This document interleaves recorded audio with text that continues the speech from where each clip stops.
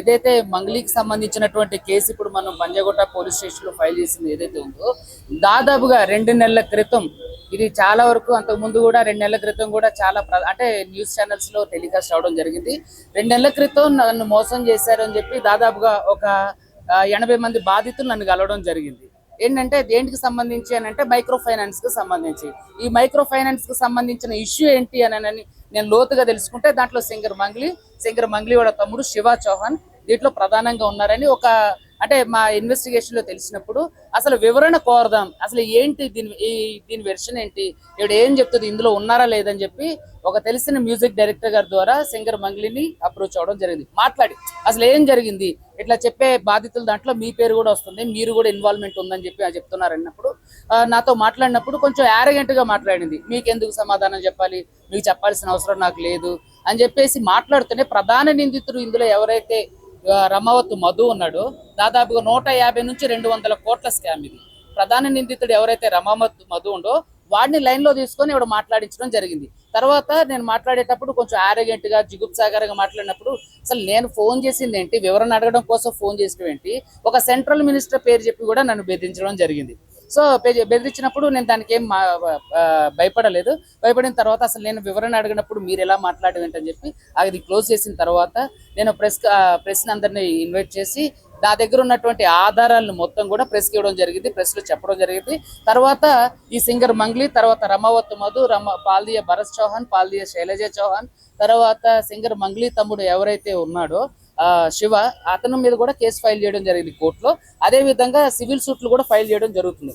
ఈ క్రమంలోనే అతని న్యూస్ లోకి రావడం, తర్వాత కేసు ఫైల్ అవుతుంది అనడంతో అడ్వకేట్ పూజారి నాగేశ్వరరావు గారి ద్వారా మంగ్లీ గారు అడ్వకేట్ పూజారి నాగేశ్వరరావు గారు, తర్వాత డైరెక్టర్ వేణు ఉడుగుల గారు వీళ్ళు నాకు ఫోన్ చేసి మనం కూర్చొని మాట్లాడదాం, ఈ విషయాన్ని డిస్కస్ చేద్దాం, దీన్ని ఎక్కువ పబ్లిసిటీ చేయొద్దంటే పూజారి నాగేశ్వరరావు గారు మా సీనియర్ అడ్వకేట్, నాకు బాగా పరిచయం. వేణు ఉడుగుల గారికి నాకు దాదాపుగా 2 సంవత్సరాల నుంచి మంచి అనుబంధం ఉంది.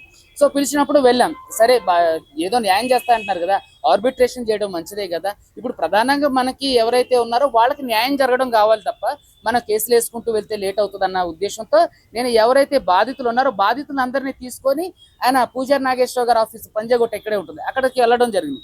వెళ్ళినప్పుడు మంగ్లీ దాదాపుగా మంగ్లీకి తర్వాత పూజారి నాగేశ్వరరావు గారికి వేణు ఉడుగుల గారికి సుమారు 4 గంటల పైనే చర్చలు జరిగినాయి అన్నట్టు.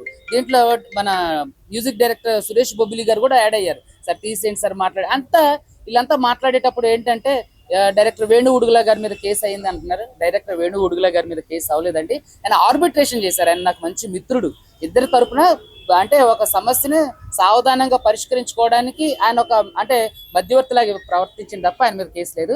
అయితే ఈ విషయం ఏంటంటే ఆ రోజు వచ్చారు, కూర్చున్నారు, మాట్లాడిన తర్వాత సార్ నన్ను క్షమించండి సార్, నా దగ్గర మీకు మెసేజెస్ కూడా ఉన్నాయి, ఆవిడ కాల్ చేసినవి కూడా ఉన్నాయి, అవి మీకు ఇస్తా ఇప్పుడు.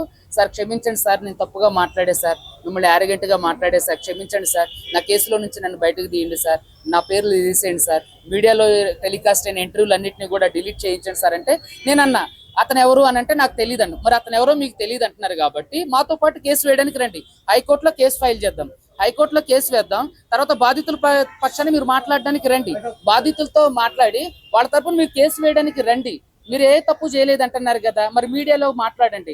ఎవరో ఒక చిన్న అబ్బాయి మీ మీద ట్రోల్ చేసిండని సిపి సర్జనార్ వరకు వెళ్ళి కేసు పెట్టి తన మీద ఎఫ్ఐఆర్ ఫైల్ చేసి కొట్టించేంత వరకు వెళ్ళిన మీరు మీ మీద ఇంత పెద్ద ఆరోపణలు 150 నుంచి 200 కోట్ల ఆరోపణలు వస్తున్నప్పుడు మీరు ఏ సంబంధం లేదంటున్నారు కదా, మీరు మాతో పాటు రండి, మాతో పాటు వస్తే మేము మిమ్మల్ని ఇక మీ మీద కేసు ఫైల్ చేయాలి, మీరు కూడా మాతో పాటు రండి, వాడి మీద కేసు వేయండి, మీ పేరు చెప్పి ఇన్ని డబ్బులు వసూలు చేసినప్పుడు మీరు కేసు ఏంటంటే నేను కేసు వేయలేను సార్, నేను కేసులు చుట్టూరు తిరగను సార్, అయిపోయి మీరు మాకు సపోర్ట్ చేయండి అంటే నేను సపోర్ట్ చేయలేను సార్ అని అన్నాను. అలాంటప్పుడు మేము కూడా మీకు ఏ సపోర్ట్ చేయలేమండి, ఖచ్చితంగా మీరు ఉన్నారు. డైరెక్టర్ మంగ్లీ ఎవరైతే ప్రధాన నిందితుడు దీంట్లో 150 నుంచి 200 స్కామ్ చేసినటువంటి ప్రధాన నిందితుడు ఎవరైతే ఉండో రమావత్ మధు, ఆ మధుకి మంగ్లీ వాళ్ళ చెల్లిని ఇవ్వడానికి నిశ్చితార్థం కూడా ప్లాన్ చేసుకున్నారు. సో అదే విధంగా మంగ్లీ ఇప్పుడు శివ ఎవరైతే ఉండో మంగ్లీ తమ్ముడు, తను ఈ ప్రధాన నిందితుడు రమావత్ మధుతో కలిసి వాళ్ళ బిజినెస్లతో పాటు చూసుకున్నారు. చాలా మంది బాధితుల నుంచి డైరెక్ట్ గా డబ్బులు స్వీకరించారు. ఇవన్నీ నేను మంగ్లీ గారిని అడిగినప్పుడు ఆడెవడో మాకు సంబంధం లేదు, ఎవడో వచ్చి సెల్ఫీ అడిగితే ఇస్తాం, ఎవడో వచ్చి ప్రోగ్రామ్కి ఇన్వైట్ చేస్తే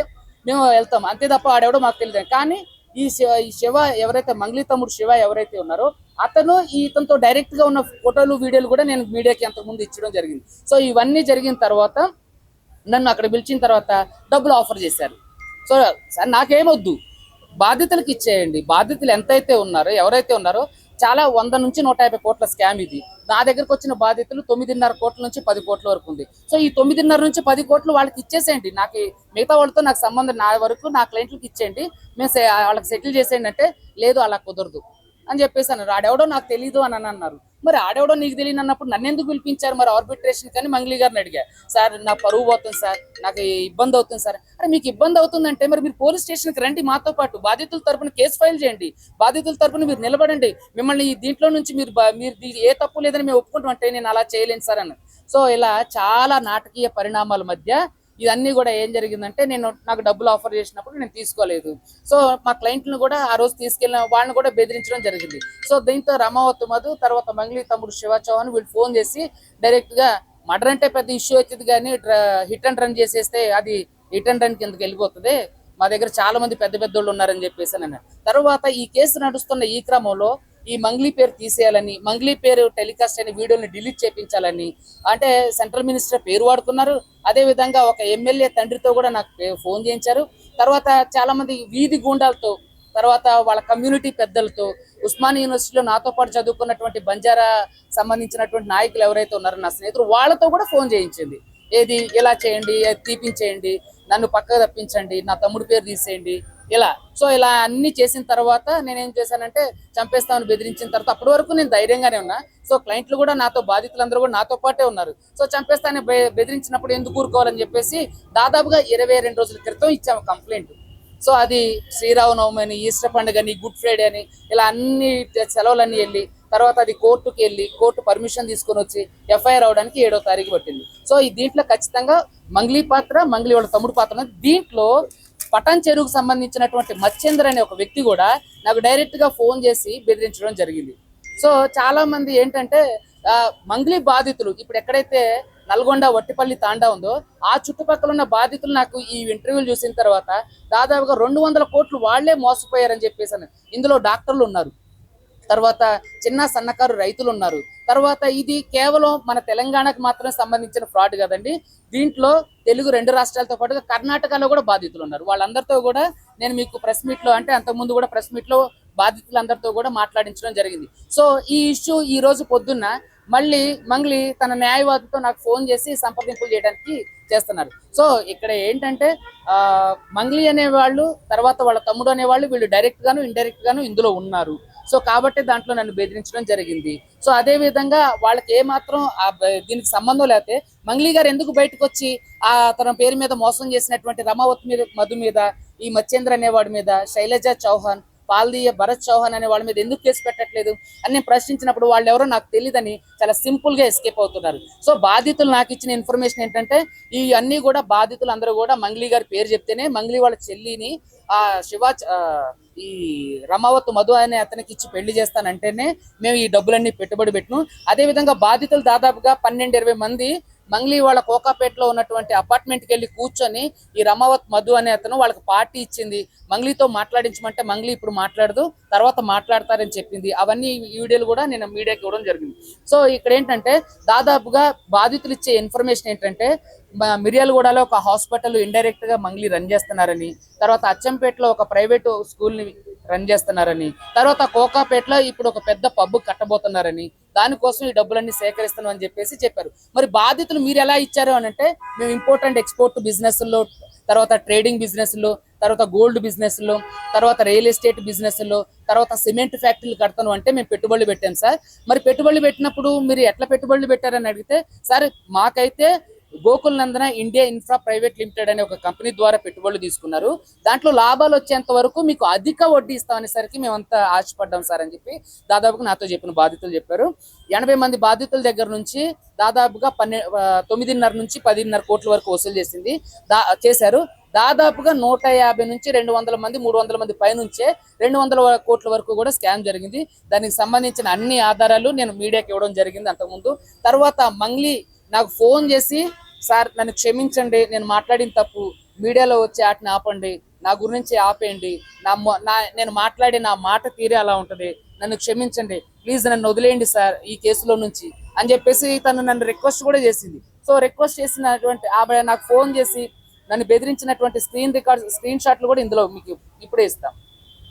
సో ఇట్లా చాలా మందిని బెదిరించి చాలా నన్ను ఎస్పెషలీ ఒక గౌరవ హైకోర్టులో పనిచేస్తున్న బాధితుల తరపున పనిచేస్తున్న అనే విధంగా కూడా కొంచెం ఇంగితం కూడా లేకోకుండా నన్నే బెదిరించడానికి ఇది సెంట్రల్ మినిస్టర్ పేరు చెప్పుకొని, ఒక ఎమ్మెల్యే తండ్రి పేరు చెప్పుకొని, మిగతా చోటా మోటా రౌడీల పేరు చెప్పుకొని నన్ను డైరెక్ట్ గా బెదిరించింది. ఇండైరెక్ట్ గా వాళ్ళ తమ్ముడు ఎవరైతే ప్రధాన నిందితుడు మధు ఉండో వాళ్ళతో కూడా నన్ను బెదిరించింది. డబ్బులు తీసుకోండి, సమ్ అమౌంట్, ఆ అమౌంట్ తీసుకొని ఈ కేసులో నుంచి మీరు వెళ్ళిపోండి. సో నేను ఎందుకు వెళ్ళిపోతా? బాధితుల తరపున మీరు బాధితులకు న్యాయం చేయమంటే నాకు డబ్బులు ఇచ్చి నన్ను తప్పుకోమంటారేంటి? బాధితులకు న్యాయం చేస్తే నేనే కేసు వాపస్ తీసుకుంటుంటే అప్పటికి వినకపోయేసరికి నాకైతే కొంత అమౌంట్, అదే వాళ్ళకి అనుకోండి 10 కోట్లన్నర వరకు ఇవ్వాలి కదా. సో ఈ ఉద్దేశంతో నన్ను వరకు ఎస్కేప్ చేసి సైడ్ చేసి కేసు నీరుగార్చే ప్రయత్నం కూడా తర్వాత మంగ్లీ వాళ్ళ తమ్ముడు శివ, తర్వాత భరత్ చౌహాన్, తర్వాత రమావత్ మధు వీళ్ళందరూ కూడా చేశారు. సో ఇందులో డైరెక్టర్ వేణు ఉడుగుల గారు నాకు సపోర్ట్ గా వచ్చారు. తర్వాత పూజారి నాగేశ్వరరావు గారు ఆర్బిట్రేషన్ చేశారు తప్ప డైరెక్టర్ వేణు ఉడుగుల గారి మీద ఎటువంటి కేసు అవ్వలేదు. ఆయన నాకు మంచి స్నేహితులు, ఇప్పటికీ కూడా మాకు మంచి సత్సంబంధాలు ఉన్నాయి. ఏదైనా మంగ్లీ తరపున పూజారి నాగేశ్వరరావు గారు మంగ్లీ తరపున ఎక్కువే ఉన్నారు.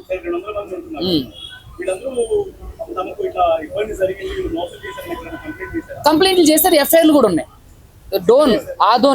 డోన్ లో చేశారు, ఆదోనిలో చేశారు, కర్నూలులో చేశారు, కర్ణాటకలో చేశారు, తర్వాత హైదరాబాద్ లో అయ్యింది, తర్వాత పటన్ చెరువులో అయింది.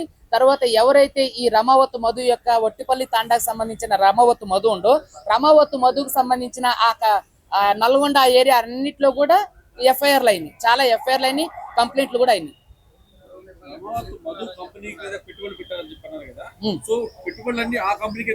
అయితే రమావత్ మధు పేరు మీదే పెట్టుబడులు పెట్టించారు. ఈ కంపెనీలో పెట్టుబడులు పెట్టిన డబ్బులన్నీ కూడా రమావత్ మధు, పాల్దియ భరత్ చౌహాన్, పాల్దియ శైలజ చౌహాన్ అనేవాళ్ళు వీళ్ళు ముగ్గురు. సో వీళ్ళు ముగ్గురు ఏంటంటే ఈ మత్స్యేంద్ర అనే పటన్ చెరువు ఆయనతో కూడా కలిసి వీళ్ళందరూ ఏం చేశారంటే డబ్బులన్నీ కూడా వాళ్ళ దగ్గర బాధితులు చెప్పేది ఏంటంటే వీళ్ళకే వేశారు. వాళ్ళ దగ్గర బ్యాంక్ ట్రాన్సాక్షన్స్ ఉన్నాయి, phone pay, Google pay transactions ఉన్నాయి, క్యాష్ ఇచ్చిన క్యాష్ రిసిప్ట్స్ ఉన్నాయి, వీడియోలు కూడా ఉన్నాయి. మరి వీళ్ళు ఎక్కడికి వెళ్ళి తీసుకెళ్ళి ఇచ్చారంటే వీళ్ళందరూ మంగ్లీ ఫ్లాట్ లో కోకాపేట ఏదైతే ఉందో కోకాపేట ఫ్లాట్ లో ఇచ్చారని చెప్పేసి చెప్తున్నారు. కొంత ఏమో ఈ రమావత్ మధు వాళ్ళ అమ్మ, వాళ్ళ అక్క, వాళ్ళ తమ్ముడు పేర్లతో చాలా వరకు బినామీ ఆస్తులు, ఏది బంగ్లాలు, తర్వాత 10 ఫార్చునర్ కార్లు, 2 వోల్వో కార్లు, ఇలాంటివన్నీ కూడా బినామీ ఆస్తులు కొని పెట్టిండు. దానికి సంబంధించిన డీటెయిల్స్ ఉన్నాయి. ఈ రమావత్ మధు మీద, కొంతమంది మీద, ఈ పాల్దియ భరత్ చౌహాన్, శైలజ చౌహాన్ మీద సిబిసిఐడి కేసులు అయినాయని కూడా తెలుసు. తర్వాత ఏసీబీ కేసులు ఫైల్ చేస్తే హైకోర్టు నుంచి బెయిల్ తెచ్చుకున్నది కూడా ఉంది. లేదండి, ఇంతకు ముందు జరిగిన ఇంటర్వ్యూలు అన్నిట్లో ఈ రోజు ఇది బయటకు వచ్చిన తర్వాత మీరంతా పిలవడం ద్వారా వచ్చాం. చాలా మంది ఉన్నారు, వాళ్ళు సోమవారం వస్తానన్నారు. అంతకు ముందు కూడా ప్రెస్ మీట్ లో మీరు చూస్తే బాధితులను దాదాపుగా 70 మందిని నేను ప్రెస్ మీట్ లో పెట్టి మాట్లాడించిన వీడియోలు కూడా ఉంటాయి మీరు చూస్తే. మంగ్లీ ఎప్పటి నుంచి ఫినాన్స్ నడిపిస్తుంది అనే దాని గురించి నాకు స్పష్టత లేదు. కానీ బాధితులు మాత్రం 3 సంవత్సరాల నుంచి దీంట్లో పెట్టుబడులు పెడుతున్నారు. ఓకే, పెట్టుబడులు పెట్టిన వాళ్ళకి ₹1,00,000 పెట్టిన వాళ్ళకి అంటే 10,000 ఇంట్రెస్ట్, 5 లక్షలు పెట్టిన వాళ్ళకి 15,000 ఇంట్రెస్ట్ నెలకు. అంటే లక్షకి ₹15 నుంచి ₹12, ₹10 ఇంట్రెస్ట్ కూడా ఇచ్చారు. వీళ్ళందరూ కూడా మంగ్లీ పేరు చెప్తేనే పెట్టారు. వీళ్ళందరూ కూడా మంగ్లీ పేరు చెప్తే ఎలా పెడతారని నేను అడిగా, క్రాస్ క్వశ్చన్ చేశా. సార్ మంగ్లీ పేరు చెప్తే మీరు ఏమైనా పిచ్చివాళ్ళ? మంగ్లీ పేరు చెప్తే ఎలా ఇస్తారంటే, సార్ మంగ్లీ వాళ్ళ తమ్ముడు శివ చౌహాన్ ఎవరైతే ఉన్నారో ఈ ప్రధాన నిందితుడు రమావత్ మధుతో కలిసి కంపెనీలో ఉండవు. ఆ ఫోటోలు కూడా ఇప్పుడు మీకు ఇస్తా.